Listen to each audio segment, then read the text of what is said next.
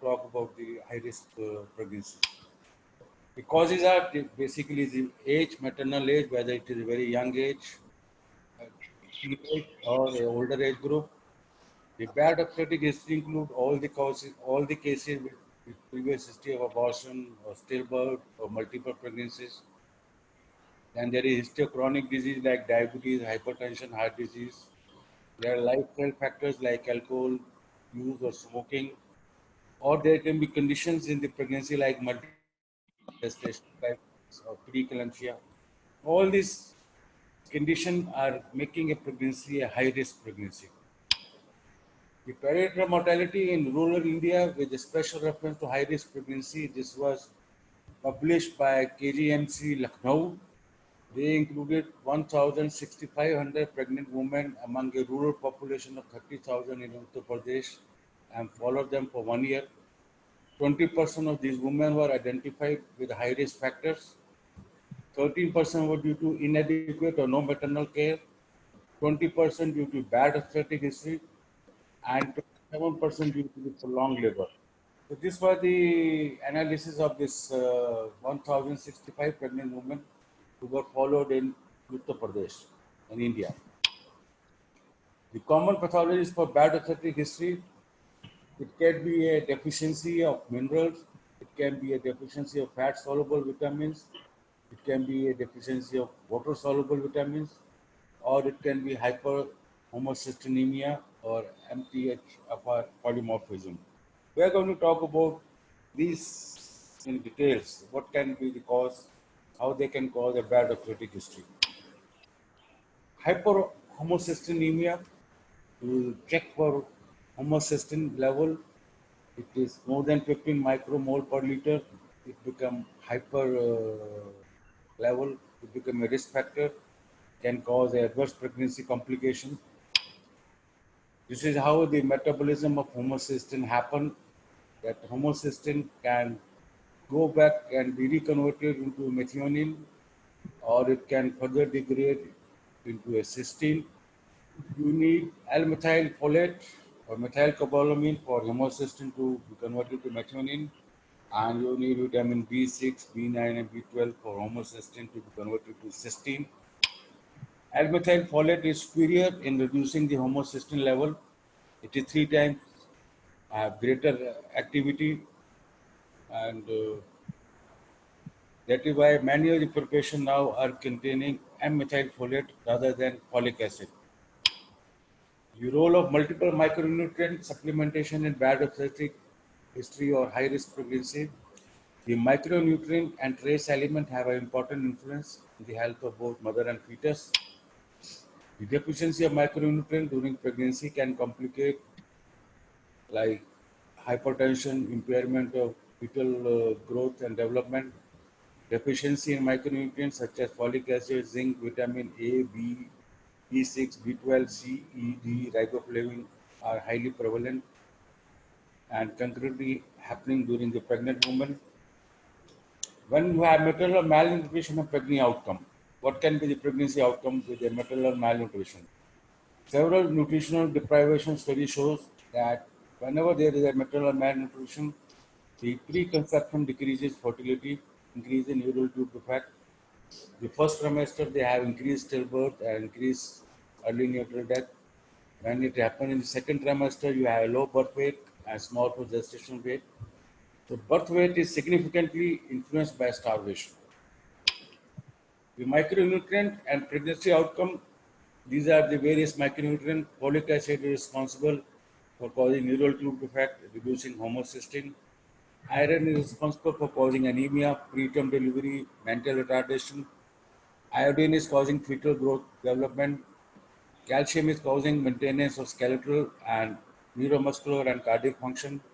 Zinc is responsible for gene expression, anemia, and birth weight. The various vitamin A is responsible for deficiency, responsible for IUGF, preterm birth, low birth weight, placental abruption. Vitamin D is responsible for skeletal formation.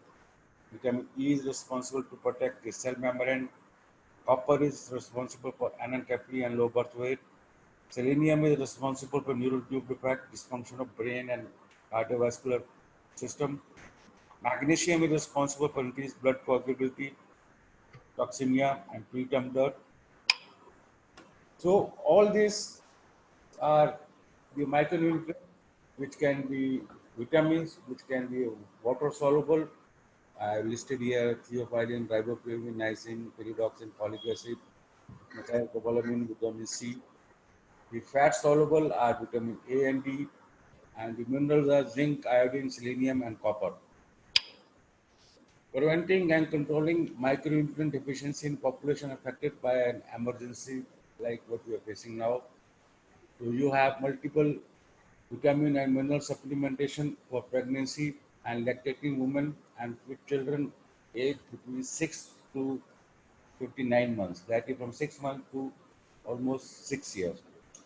So they are supposed to take this multivitamin tablet which contain the vitamin A, B, E, C, and vitamin B1, B2, B3, B6, B12, folic acid, and the minerals like iron, zinc, copper, selenium, iodine. So this is a combination of vitamins and minerals which is given as a supplement to pregnant women and lactating women and to the children between the age of 6 months to 6 years. The micronutrient in pregnancy, effect of supplementation of pregnancy and pregnancy outcome. A systemic review was presented in 2013 that multiple micronutrient supplementation in pregnancy women may be a promising strategy for reducing pregnancy outcome, reducing the adverse pregnancy outcome through improved maternal, nutritional, and immune status. The multiple micronutrient supplementation during pregnancy. The WHO report, the most current evidence shows that giving multiple micronutrient supplementation to pregnant women may reduce the risk of low birth weight and small for gestation age compared when we are giving only iron and folic acid supplementation. So when I was a medical student, we were taught that we have to give iron and folic acid supplementation. But now the evidence has shifted. We have to give not only iron and folic acid, we have to give multiple micronutrient supplementation to the pregnant woman. That is all to it all help to reduce the low birth weight and small for gestation weight. So there is also some evidence of risk as we some important gaps are there in the evidence. These are multiple micronutrient and miscarriage evidence when this report shows that whenever there is a deficiency of micronutrient, the miscarriage rate increases. Similarly, micronutrient supplementation on spontaneous preterm, a double-blind randomized controlled trial done in China, the micronutrient supplementation before the 12th week of gestation produced a 41 to 45% reduction in the early prenatal birth. You see, so that is a double randomized controlled trial from China that you have to give micronutrient supplementation from very early pregnancy, and the incidence of preterm birth is decreased very significantly. Micronutrient and fetal growth, again presented in Journal of Nutrition 2003. The multivitamins and you see the miscarriage rate, the stillbirth, the fetal death rate, preterm date, small for gestation age, birth weight less than 2,500 gram. So all this, whenever there is a deficiency of multivitamins, all the rates are increasing. Micronutrient supplementation during pregnancy and risk of pregnancy-induced hypertension, a randomized controlled trial. It was published in 2019, last year in Clinical Nutrition. And according to this clinical trial, among the pregnant women aged 20 to 24, iron containing multiple micronutrient supplementation was associated with a reduced risk of pregnancy-induced hypertension compared with folic acid supplementation alone. So you are supposed to give a multiple micronutrient supplementation when if you want this risk of pregnancy-induced hypertension to be reduced.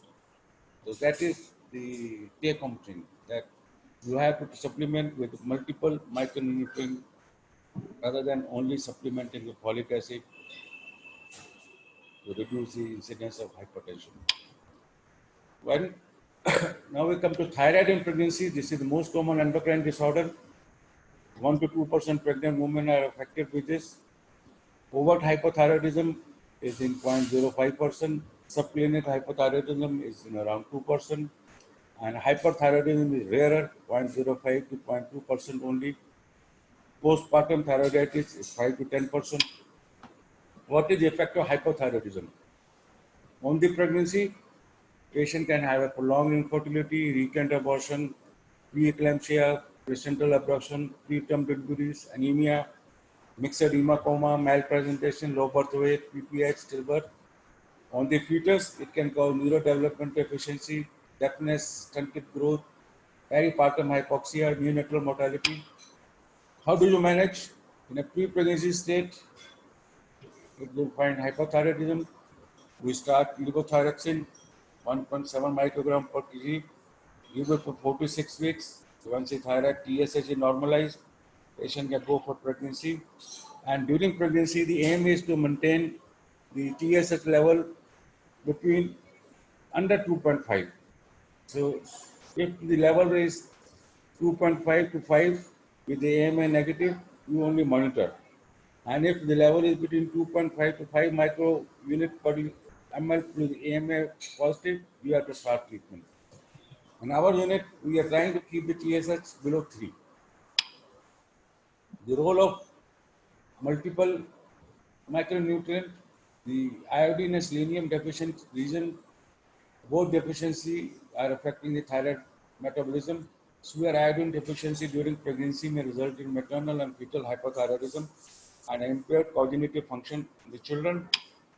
The Cochrane report presented in 2017 that multiple micronutrient supplementation containing iron and folic acid for pregnant women in low and middle income countries where MMM are common among women of reproductive age. So you have to replacement of iron and folic acid with a multiple micronutrient supplementation.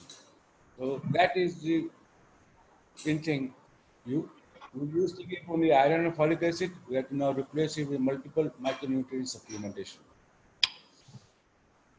Summary: the high risk pregnancy can affect both mother and child. It can sometimes be morbid and mortal. It includes conditions like bad athletic history, intrauterine growth retardation, pregnancy-induced hypertension, miscarriage, preterm, or hypothyroidism. Prevalence of high-risk pregnancy is huge in India, 20 to 30%. Multiple micronutrient supplementation can reduce the risk of high-risk pregnancy. This is a combination available to us.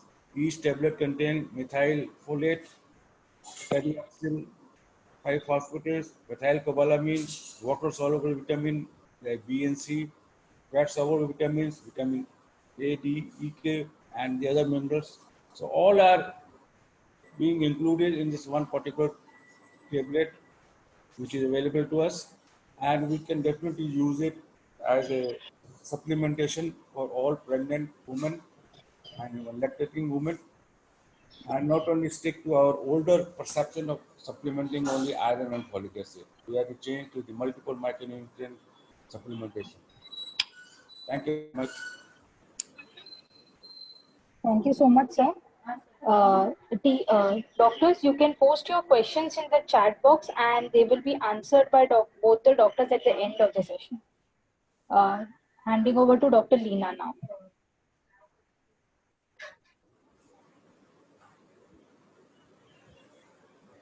Dr. Leena, can you unmute?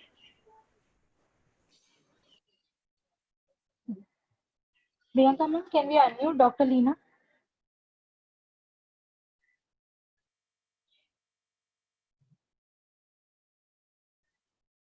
Priyanka ma'am? Yeah. Yes. Unmute Dr. Leena and Dr. Nayak.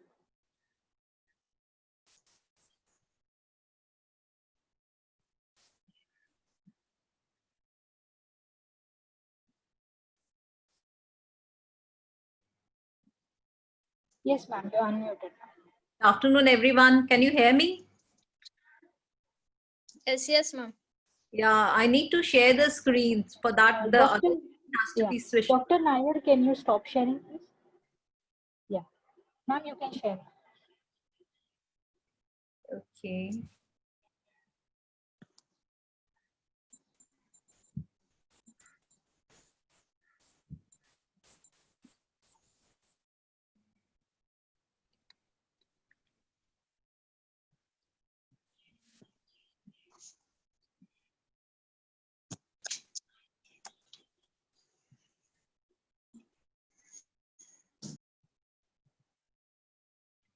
Is it visible now?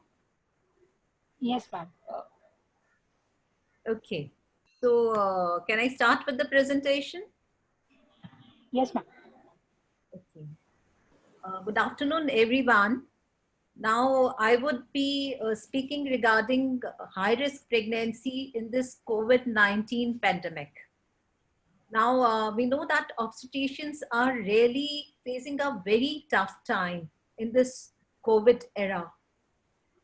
So, even if we remember our MBBS, MD days, we have never heard about this novel coronavirus. It is now that we are hearing a lot about this COVID-19 virus. It is a sort of unknown enemy for us. And we need to prepare ourselves for better management of patient, better management, not only of the patient, but the obstetrician also needs to protect herself. So the best thing is to acquire yourself, to equip yourself with knowledge. So that is why this presentation has been organized to tell you all about the management of not only of high risk pregnancy, even we will start with the low risk pregnancy and then we'll come to the high risk pregnancy management in this COVID-19 pandemic era.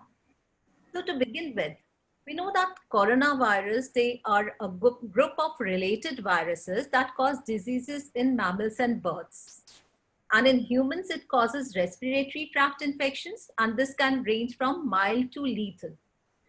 And we are aware of the MERS and SARS, which have been very grave. Although this coronavirus, it is a mild illness which has been observed. And the origin, we know that it originated from the Wuhan city in China. And now it has affected more than 180 countries and territories.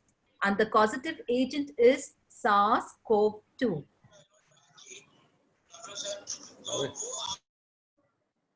I request others to unmute themselves, to mute themselves, sorry, because some voice is coming in between. Khushbu, can you mute the other participants? Yes, ma'am. They are muted. They are muted. Okay. Now, if we see the transmission of COVID-19, the most common transmission is by directly by close contact with the infected person, which is usually within 2 meters and for around 15 minutes. But the transmission can be indirect via touching surfaces, objects, or fomites on the surfaces. It is important for us to understand what is the effect of COVID-19 on the pregnant woman and on the fetus before we learn about the management of low risk and high risk pregnancies. We all know that pregnancy is an immunocompromised state. So this makes a pregnant woman more vulnerable to viral infections, and the morbidity is higher even with seasonal influenza. It may have some serious consequences also. Although most human coronavirus infections are mild, the SARS and MERS epidemic, which have occurred in the previous 2 decades, they have been especially grave. And approximately 1/3 of infected pregnant women, they have lost their lives during that illness. Specifically, if we talk about COVID-19, there's no robust evidence that pregnant women are more likely to become infected as compared to the other healthy individuals. Maternal disease is not aggravated by pregnancy unless it is associated with comorbidities. So that is why it is very important to pay attention to the high-risk pregnancies, because the maternal risk is more, especially in COVID-19 pandemic, and especially the pregnant women with heart disease, which may be congenital or acquired, they are at highest risk. And the associated comorbidities, which Dr. Nair has already described: hypertension, diabetes, asthma, HIV, heart disease, chronic liver, kidney, lung disease, blood dyscrasias, and if the pregnant woman is on immunosuppressive medication. So they all make the pregnant woman under high risk category. So it is important for such a high risk woman to take precautions against COVID-19 and report possible symptoms to their healthcare provider. The pregnant woman, she can have mild or moderate cold or flu-like symptoms, pneumonia, and marked hypoxia, and rarely maternal venous thromboembolism.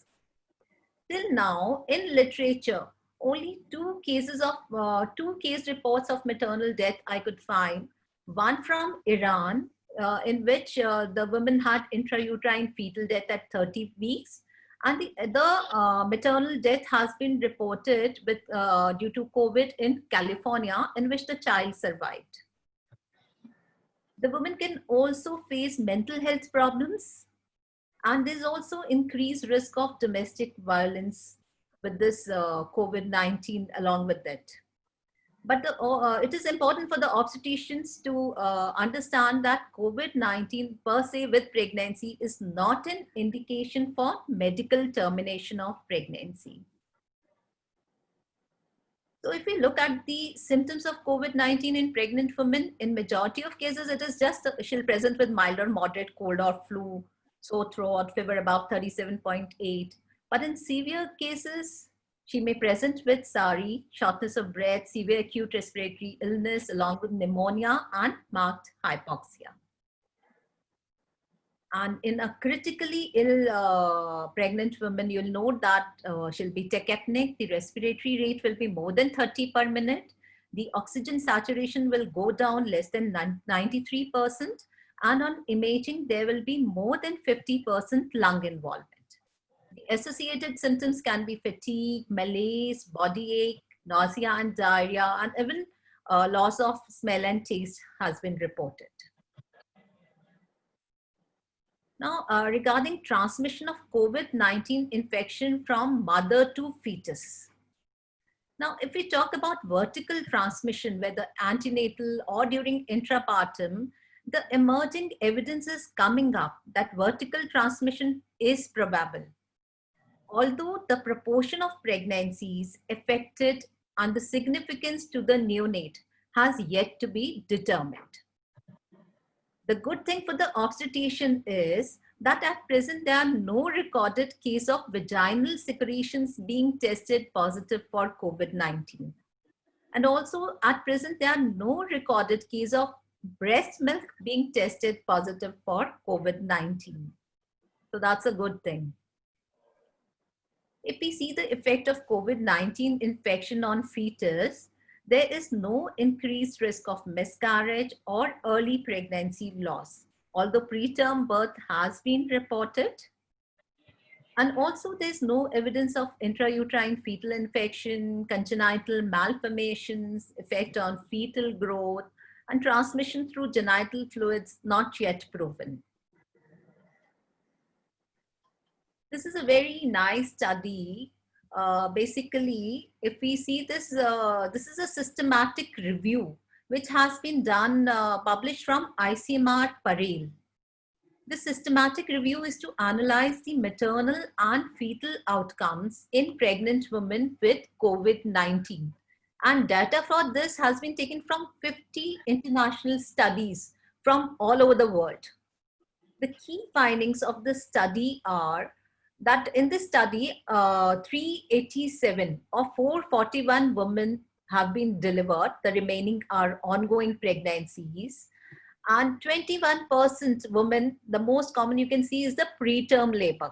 The problem faces preterm labor with COVID-19 positivity. 9% had fetal distress. and 8% had premature rupture of membranes.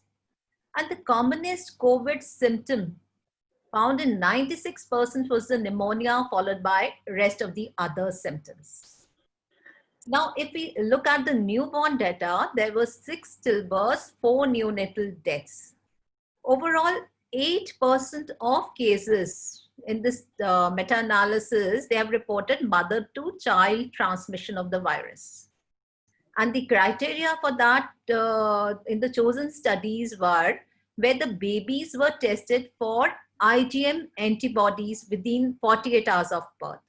And we know that IgM is the first antibody produced when a virus attacks the body, and it is indicative of fresh infection. In this study, they found meta-analysis, they have reported mother-to-child transmission of the virus. And even when compared with the previous pandemics, as you can see in this influenza 1918 pandemic, the maternal mortality was very high, soaring high, 37%. And whereas in 2003, the SARS which we have faced, in that also the maternal mortality was 25%. And if we look at the criticality of the previous pandemic, 50% of the pregnant women with SARS, they needed ICU care and 33% required ventilation. Whereas if we look at the figures with this COVID-19 pandemic, only 11% as compared to these previous pandemic, which were very grave. Only 11% of the pregnant women needed ICU care with COVID-19. So in a way, as compared to the previous pandemic, the morbidity and mortality is less with COVID-19 in pregnant women.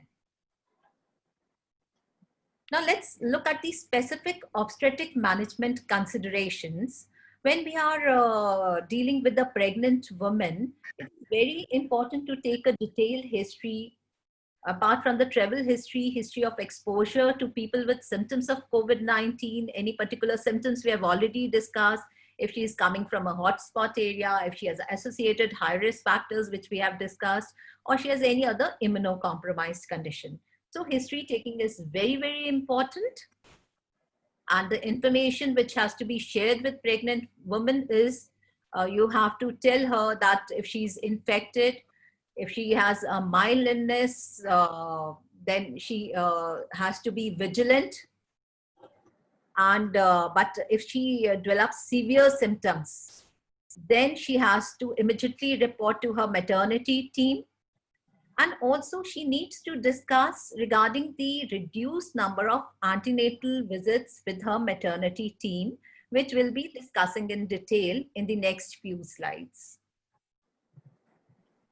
Regarding the do's and don'ts for obstetric care providers, these are the guidelines by ICMR for management of pregnant women in COVID-19 pandemic. According to this, if a woman meets criteria for COVID-19 testing, she should be tested. But important is, until the test results are available, you have to manage her as she is confirmed COVID-19. But one should not delay the obstetric management. See, if the reports are not available, one should not wait for the reports. The obstetric management has to be carried out. And another thing is elective procedures like induction of labor, which are very not strictly necessary. They can be minimized. The routine growth scans, they can be minimized. The routine investigations, try to minimize them. So this is at the discretion of the care provider. And if one is using ultrasound equipment, it needs to be decontaminated after use. So what all one needs to tell to the pregnant woman is, as per WHO, you can see the chart, they're very nicely explained that a pregnant woman, you have to give her the instructions, need of frequent hand washing for 40 seconds, avoid touching the face, social distancing, respiratory fatigues. And not only this, one has to guide the pregnant woman. She'll say, doctor, I stay most of the time, I'm inside home. So the chances of getting affected is almost nil. But you have to tell, she's not going outside, but the grocery, the food items, the other things which are coming from outside, they can bring the virus. So the adequate precautions have to be taken, preventive measures like washing of vegetables, fruits, and other, taking care of other grocery items, and washing hands before and after handling these outside stuff. This is very, very important information which has to be provided to a pregnant woman. And apart from that, yes, the pregnant woman needs to take care of her symptoms. She has to keep an eye on her temperature and respiratory rate and report if there's any problem. So coming to the specific antenatal cares, and this is also as per the recent ICMR guidelines. Now, when we are managing even a low risk antenatal care woman, the antenatal visits have to be reduced to a minimum of 4 visits at around 12 to 12 weeks, 20 weeks, 28 weeks, and 36 weeks of gestation. Another important aspect is if a woman, she complains that she has symptoms, then the appointment has to be deferred until 7 days after the start of symptoms.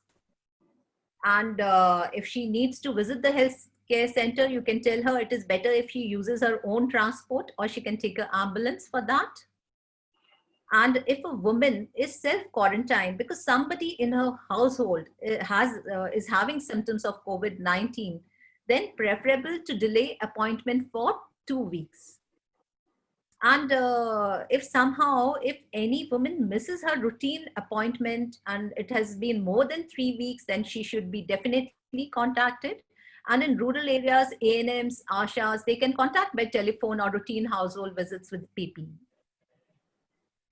Then you have to be cautious if a woman, even if she has previously been negative for COVID-19, she presents with symptoms again, COVID-19 should be suspected. And referral to the antenatal ultrasound services for fetal growth surveillance is recommended after 14 days following the resolution of acute illness. So one need not be in hurry. So these are the detailed 4 visits which have been mentioned. First visit within 12 weeks, second visit between 14 and 26 weeks, third visit preferably between 28 to 34 weeks, and fourth visit between 36 weeks and term. And depending on the high risk pregnancies, we'll see how in those particular women in near term, we need to call them in person frequently. So when the pregnant woman is there for antenatal care, it is better to have an appointment system. Checklist should be ready. Use of hand sanitizer and mask is a must for pregnant women. Social distancing should be there. Advise only necessary investigations, and try to club vaccination, investigation, ultrasound, all should be timed together. Growth scans should be performed only when they are necessary, and in your consultation room also one should take adequate precautions. See, if we look at the routine ultrasound examination in pregnant women, one who is asymptomatic and the another who is suspicious for COVID-19 exposure. In one who is asymptomatic, you can carry out the routine dating and scanning between 11 to 13 plus 6 weeks, and you can offer NIPT or serum screening if possible and available. But if a woman is suspicious, you have to reschedule everything, delay it for 2 weeks.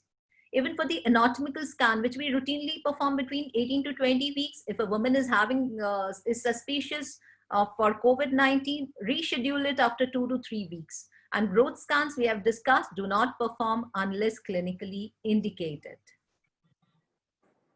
And if we talk about a woman who is confirmed COVID-19, so in that particular woman, the initial first trimester scan, it is not necessary it is to be done, or you can reschedule it after 2 weeks, or you can offer her NIPT if possible.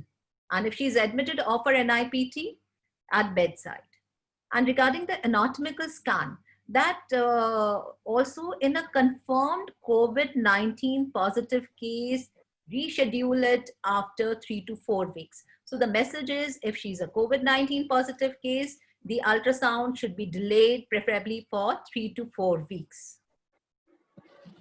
So an ultrasound 14 days after the infection can be considered for pregnant women who has recovered from infection for reassurance.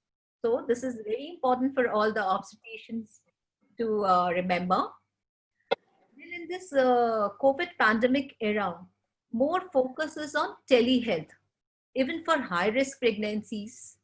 And this is the whole document is available on the MOHFW website, and even the MCI, the document is available, which has given permission for telehealth for prenatal care.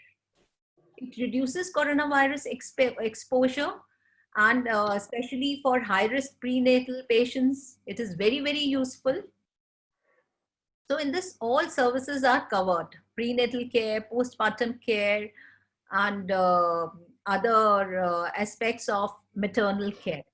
So at home monitoring, what you have to guide the pregnant woman is that she has to monitor her weight, her blood pressure. She has to keep an eye on the fetal movement count, and she can do home monitoring of blood sugar. And all the consultation with the specialist in a high-risk pregnancy, if she requires maternal fetal medicine consultation or a genetic counselor, it can be virtual. All the prenatal care visits, they can be planned virtually. The online communication can be done with the providers. Even the mental health care, that can be virtually consulted. The lactation support, the postpartum visits, all can be done on telemedicine. So this slides, I'll just quickly go through it. Like if a patient is hypertensive, she can do home BP monitoring. The vital signs, when you're calling her for the routine scan, growth scan, at that time you can also see her. And important is, if she's hypertensive, you have to call her for weekly in-person visit from 36 weeks gestation. Similarly, it applies for other conditions like diabetes. She can do home monitoring. If she is carrying a cardiovascular disease, it is very important that you can have telemedicine visits. Virtual visits can be planned, but in-person visits in a cardiovascular disease is preferred from 34 weeks gestation, and she needs to undergo one maternal echocardiogram during the pregnancy. The rest of the conditions, neurological, preterm birth, they can all be through telemedicine. The consultation can be done. But yes, if she is a case of poor obstetric history, the cervical encerclage has not been done, then the cervical length screening has to be done by ultrasound. But specifically in a bad obstetric cases, there should be no modification with the routine visits. That has to be followed. Even with other fetal conditions like IUGR, twins, the virtual visits can be followed, and in-person visits whenever it is required. Similarly for postpartum. And one interesting thing is, for obstetric anesthesia, I found is that the virtual visits may be performed with airway examination also. It can also be done through virtual visits. And once the patient is admitted, then the examination of airway and spine can be done. This was a recent change which I found in the diagnosis and management of diabetes in context of COVID-19 pandemic. Because now the clinicians are hesitant to recommend oral GTT. So the consensus has come up to reduce the need for OGTT both during pregnancy and postpartum follow-up. All the guidelines now, they support the use of early pregnancy HbA1c. If it is more than 5.9%, it is used to identify women at risk of GTM.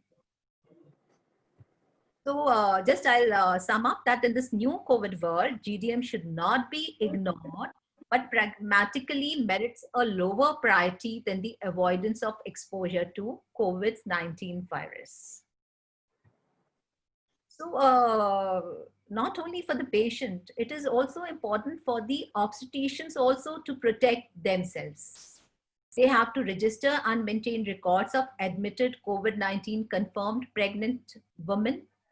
Then these situations which are in the healthcare setting, like if they are, the number of healthcare providers is inadequate, the PPE, it should be available, isolation rooms should be available. So everything, these problems also needs to be addressed in a healthcare facility. And there should be appropriate space and staffing to prevent transmission of the virus that causes COVID-19. So all these things should be taken care in the facility. And for the obstetrician, this is very important. If she's handling a low risk case, more than 2-meter distance, and for a then surgical mask is suffice. But once you're handling a moderate risk case, you're doing like you're an antenatal woman, you're doing vaginal examination, you're doing ultrasounds, or conducting vaginal or cesarean delivery. In this, what is suggested is to wear cap, gloves, face shield or goggles, gown with long sleeves, and an N95 respirator. And when you're handling a high-risk case, complete PPE should be worn. So at the end, the WHO suggestions and recommendations are, for a pregnant woman, we have already discussed. Before, during, and after childbirth, all women have the right to high-quality care. So this is very important that all women, irrespective of this pandemic, they have the right to a safe and positive childbirth experience, whether or not they have a confirmed COVID-19 infection. And regarding breastfeeding, women with COVID-19 can breastfeed, but she has to practice the respiratory etiquettes, wash hands before and after touching the baby, and routinely clean and disinfect all the nearby surfaces. So she can safely feed the baby. So thank you all for a patient listening. Thank you, ma'am. Okay. Priyanka ma'am, can we unmute Dr. Nair?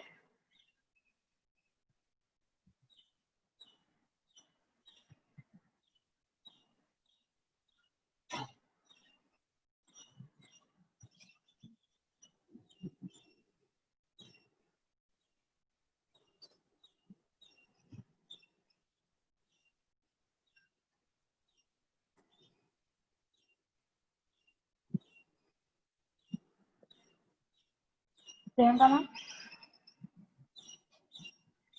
can we unmute Dr. Nair, please? He's on mute.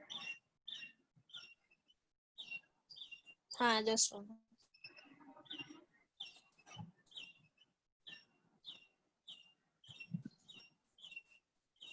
Sir, you can unmute yourself. दूसरा ये फरवरी तक इसलिए भेजा है ना कि मार्च एजीपीएम से पहले मैंने कहा था कि जो पैसा तुम्हें देना है वो तो मेरे को एक स्लिप बना के भेजो. I think you can unmute. Hello, हमारी अकाउंट से भी क्लियर कि ये वाला इतना पैसा कैश में आना है. Please mute other persons. Ma'am, others are on mute only. Nair sir, आपके पीछे से कोई बोल रहा है क्या? हाँ. आया ना गया. This is the right time where we can ask him to please pay the money immediately. I don't know. Only we will discuss the rest of the time, rest of the matter. Hello. मेरी तरफ एक ये suggestion है कि हमारे को उसको 2-3 महीने का तो वेव ऑफ करना चाहिए. हेलो. जो आजकल scenario But sir, is someone speaking from your side? Others are on mute only. ले जाएगा. अवंती ले जाएगी, मेरे कमरे में रख देगी. Hello. Yes ma'am. Yes. Ma'am, Dr. Leena, please unmute. Ma'am, can you unmute yourself, Dr. Leena?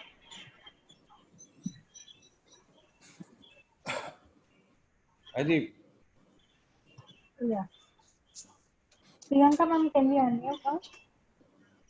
Okay. I've unmuted her. Yeah. Thank you so much, Dr. Leena and Dr. Nair, for such a wonderful session. There is one question here from Dr. Neelam Rajpurohit. She is asking whether folic acid reduces the level of hyperhomocystinemia, but in pregnancy, in which estimate the level of homocysteine. She is asking about folic acid in hyperhomocystinemia. I mentioned in my talk, you see, the methyl folate is a better micronutrient than the folic acid. So this micronutrient tablet available in market also is containing methylfolate. If you are going to give folic acid, it's better to use methylfolate. And especially, I would just like to add on, in cases of recurrent abortion, this is very important. Yeah, and she has added that hyperhomocysteine is also a cause of REPA. Yes.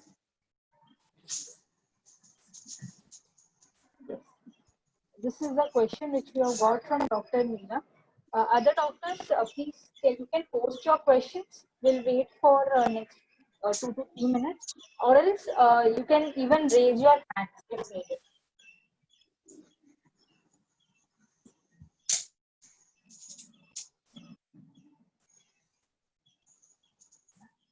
Till that time, Dr. Leena and Dr. Nair, anything else you want to share related to it, or any other more updates? I think Regarding the take-home the message is, pandemic? Khushbu, the take-home message is that our thinking has to now shift from giving iron and folic acid supplementation to the micronutrient supplementation. That is the take-home message.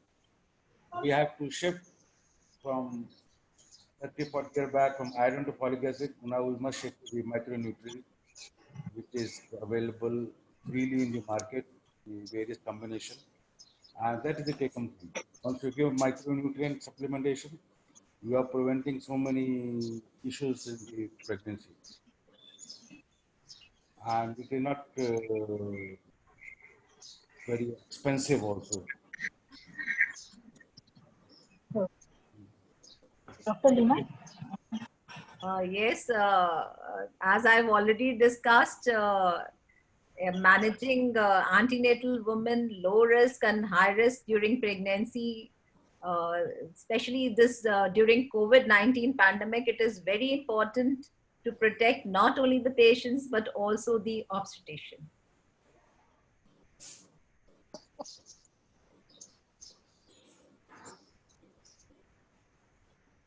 Anybody has any questions we can take up online?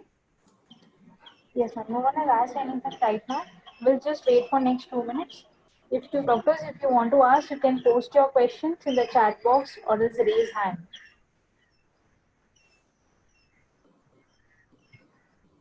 Because we cannot unmute everyone, it will create a chaos.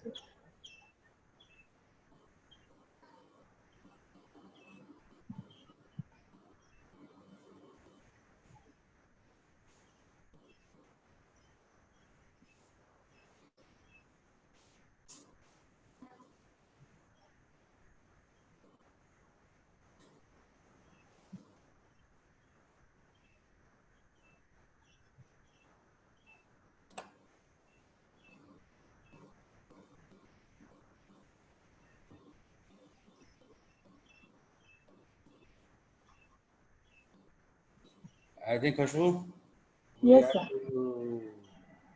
Yeah. And Right. we must thank Dr. Leena Wadhwa to. Thanks to both of you, sir. Thanks to Dr. Leena and Dr. Nair both for a wonderful session. And thanks for coming on board with us. We'd like to do more and more sessions like this till the time we like live a normal life and have a physical session or something. And we will send you the recorded video of this webinar as well, ma'am, along with the attendee report. Yeah, thank you, Khushbu and Priyanka. And it was nice to have all the delegates who have joined with us. I can see many of the faces of my juniors and some of my senior colleagues. I could see Dr. Yadav here with us. That was very nice. So thank you very much. Thank you, ma'am. Thank you so much. Thanks a lot. Thank you, sir. Thank you, ma'am. Okay. Thank you. Thank you. So Khushbu, can we leave the meeting? Yeah, ma'am. Yes, ma'am. We can leave. Okay, thank you. Thank you.